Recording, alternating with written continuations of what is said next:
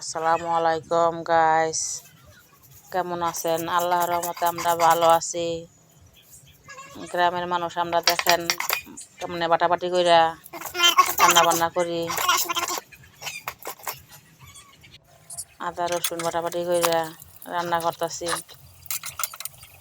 আমরা একটা নতুন পেজ খুলেছি, শেয়ার করে দিবেন, আমাদের পেজটা ফলো করে দিবেন।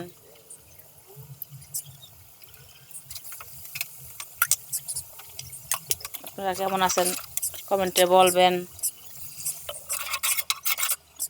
আমার মতো আমি রান্না করছি।